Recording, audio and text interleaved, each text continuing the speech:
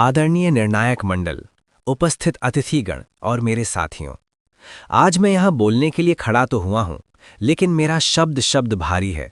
मेरा मन उन हजारों चीखों से भरा हुआ है जो बंद कमरों में दम तोड़ देती हैं।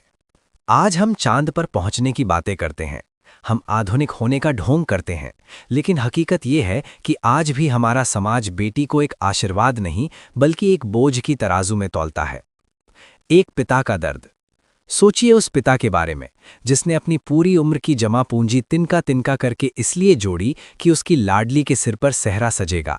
वो पिता जो अपनी फटी कमीज छिपाता रहा ताकि बेटी के लहंगे में चमक कम न हो। लेकिन विडंबना देखिए, जिस दिन बेटी की डोली उठती है उसी दिन उस पिता की कमर टूट जाती है। वो अपनी मेहनत की कमाई किसी को उपहार के नाम पर नहीं दे रहा होता, बल्कि वो अपनी बेटी की खुशियों की रिश्वत दे रहा होता है।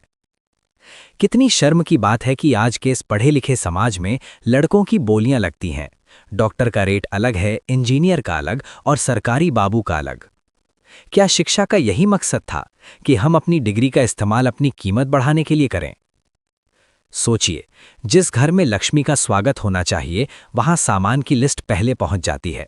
अगर फ्रिज छोटा निकला या गाड़ी की ब्रांड पुरानी हुई तो उस मासूम लड़की के अरमानों का कत्ल उसी दिन शुरू हो जाता है।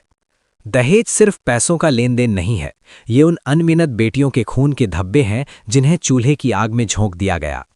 किसी के घर की रौनक थी, किसी के आंगन की शान थी, वो चंद रुपयों की खातिर जलकर राख हो गई जो इंसान थी वो। साथियों, भाषण देने से समाज नहीं बदलेगा। समाज तब बदलेगा जब हम और आप ये कसम खाएंगे। पहला, बेटों को बिकने से बचाएंगे। दूसरा, बेटियों को काबिल बनाएंगे। तीसरा, और जहां दहेज का लेन देन हो उस शादी का बहिष्कार करेंगे। मत बनाओ किसी बाप को इतना लाचार कि उसे अपनी बेटी की डोली की जगह उसकी अर्थी आसान लगने लगे।